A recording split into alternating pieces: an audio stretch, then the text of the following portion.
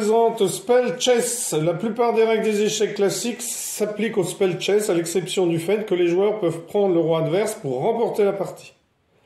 Cependant, la principale différence entre le Spell Chess et les échecs classiques, c'est que les joueurs peuvent lancer des sorts. Il existe deux types de sorts, le gel, et le freeze, et le saut, le jump. Chaque joueur commence avec 5 sorts de gel et 2 sorts de saut. Les joueurs peuvent lancer l'un des sorts à leur tour de jeu avant de déplacer une pièce. Alors, les sorts de gel figent une zone de 3 par 3 de l'échiquier. Toute pièce se trouvant dans cette zone ne peut plus se déplacer jusqu'à la fin du tour. Pour utiliser un sort de gel, eh bien, il suffit ici de prendre un pion bleu. Donc vous dites, hop, j'utilise un sort de gel, donc vous enlevez un pion bleu. Vous en avez 5 au départ. Et ensuite, eh bien, vous le mettez sous les pièces ou sous la zone que vous voulez geler. Alors on ne gèle forcément pas des endroits où il n'y a rien.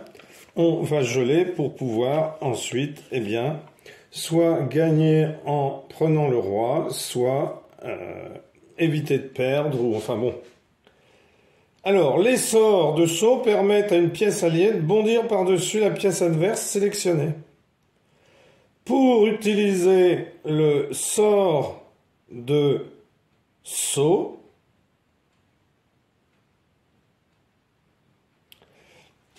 imaginons qu'on ait un roi ici, avec un pion ici, et que j'ai ma reine ici.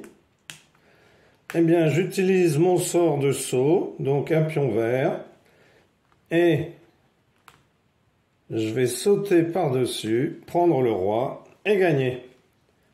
Voilà à quoi peut servir le sort de saut. C'est lorsque l'on est prêt à gagner. Alors, les sorts ont un temps de recharge de 3 coups. Donc, les joueurs doivent donc attendre 3 tours avant de pouvoir utiliser à nouveau le même sort.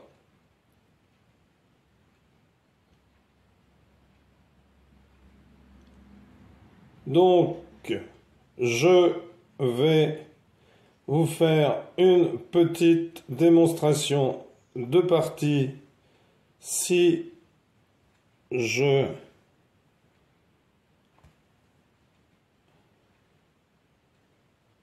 trouve. Voilà. Alors, hop. Je vais faire une petite démonstration de partie, sachant que je ne suis pas bon aux échecs. Alors, je vais avancer mon pion ici. Alors, Alors, attendez, je refais une petite démonstration. Donc, mon adversaire joue son pion ici. Je vais jouer... Oh, c'est pas possible. Bon, alors, je joue mon pion ici. Mon adversaire joue le pion devant le roi ici. Je vais jouer mon pion ici. Mon adversaire joue son pion ici. Je vais jouer mon fou ici. Mon adversaire joue son fou ici. Alors attention, s'il fait un saut, hein, si par exemple au prochain tour il fait un saut, il peut prendre ma reine. Donc je vais avancer mon pion ici. Mon adversaire avance son pion ici. Donc je vais le prendre ici. Il va me reprendre bien sûr ici. Je vais déplacer Je vais prendre avec mon fou. Soyons fous. Alors, il va pas me prendre avec la reine parce que sinon, je saute. Voilà. Alors, il me prend avec la reine. Mais, moi, je vais utiliser un saut. C'est-à-dire que je vais prendre un de mes 2 jetons verts, parce que j'en ai 2 aussi. Bon, je les ai pas mis, mais hop. Et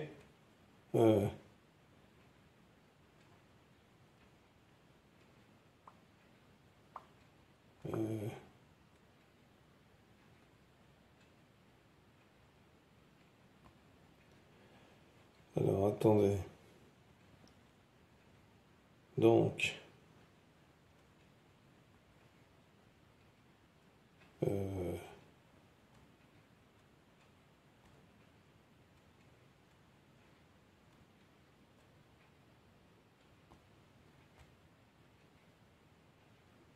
je vais donc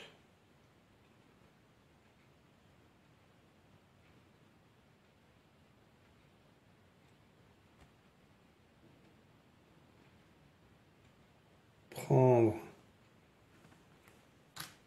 alors,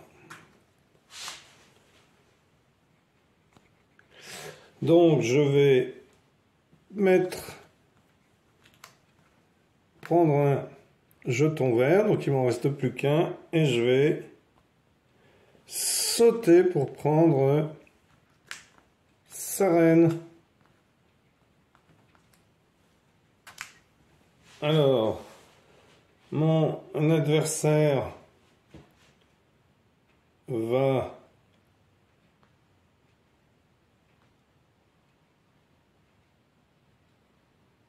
réfléchir, mais alors il va geler, donc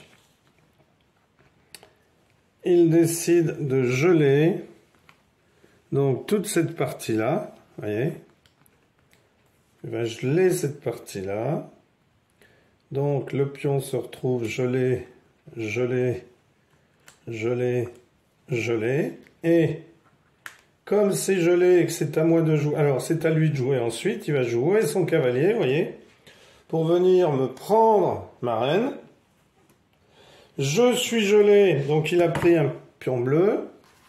Je suis gelé, je ne peux donc pas défendre ma reine avec une de ces pièces.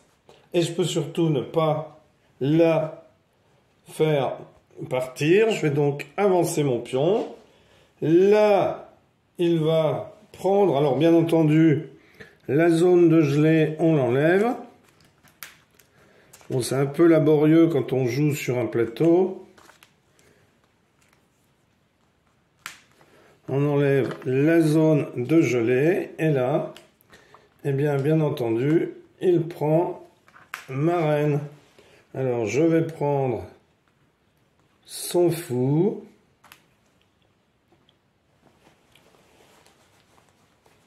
Il me met échec et vous voyez que, eh bien, je vais pouvoir déplacer mon roi qui était en échec. Il vient prendre ma tour.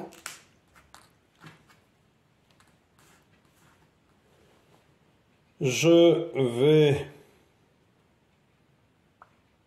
jouer ma tour ici pour la mettre en face du roi, mais peut-être va-t-il...